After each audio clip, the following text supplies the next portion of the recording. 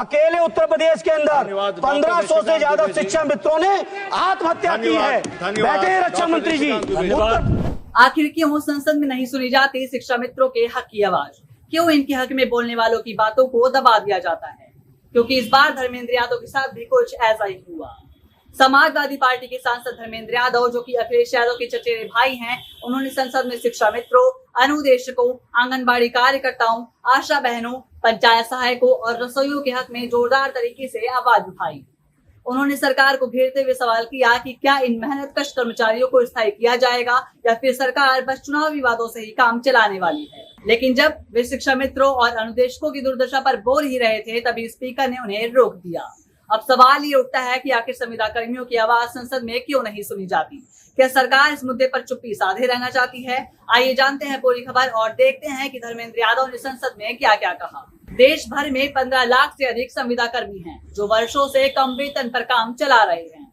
सरकार बार बार वादे करती है, लेकिन इन्हें आज तक स्थायी करने के लिए कोई ठोस नीति नहीं लाई गई। उन्होंने विशेष रूप से शिक्षा मित्रों और अनुदेशकों की दुर्दशा को लेकर सरकार को आड़े हाथों ले लिया। सिर्फ शिक्षा मित्र ही नहीं, धर्मेंद्र यादव ने आंगनबाड़ी कार्यकर्ताओं, आशा बहनों, पंचायत सहायकों की कम सैलरी और उनकी अनदेखी पर सवाल उठाए।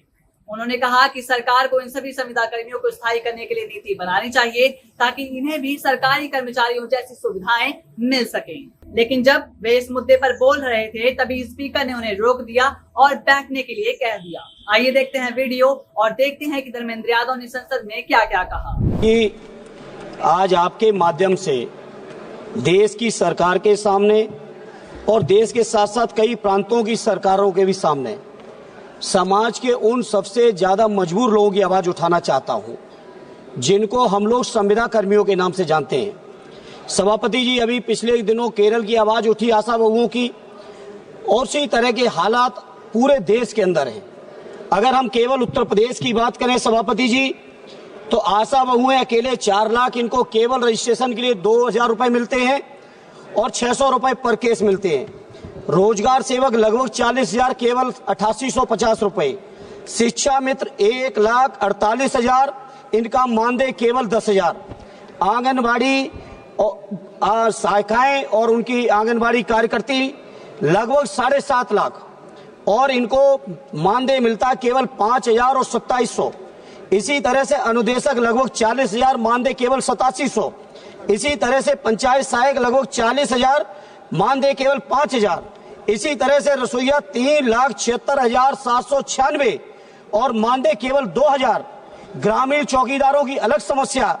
सभापति जी, मैं आपके माध्यम से केंद्र की सरकार, जिसने लगातार वादे किए रोजगार देने के, लगातार भाषण चलते हैं 5वीं अर्थव्यवस्था के, आखिर ये अर्थव्यवस्था, आखिर ये इतना जो देश के अंदर संपन्नता, जो डंका बजा रहे हैं बीजेपी के लोग, जो बातें करते हैं बड़ी बड़ी, जो बातें करते हैं डबल इंजन की, जो बातें करते हैं दुनिया में सबसे बेहतर इकोनॉमी की, मैं पूछना चाहता हूं, अकेले उत्तर प्रदेश के अंदर लगभग 18 लाख कर्मचारियों का ये हाल है। अगर इसी रेशियो में देखेंगे तो पूरे देश के अंदर लगभग 1 करोड़ से भी ज्यादा कर्मचारियों की दुर्दशा है। और साथ ही साथ सभापति जी, आश्चर्य इस बात का है, इसमें कहीं भी बाबा साहब भीमराव अंबेडकर जी के बनाए हुए संविधान में जो हमें रिजर्वेशन मिलना चाहिए दलित भाइयों को, जो रिजर्वेशन मिलना चाहिए पिछड़ों को, कहीं उसका कोई प्रावधान नहीं है। दिन नित नए षड्यंत्र, कैसे रिजर्वेशन को खत्म करें।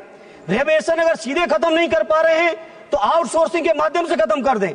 आउटसोर्सिंग कर्मचारियों का इतना शोषण हो रहा है सभापति जी, कि मनचाही एजेंसियां हायर हो रही हैं।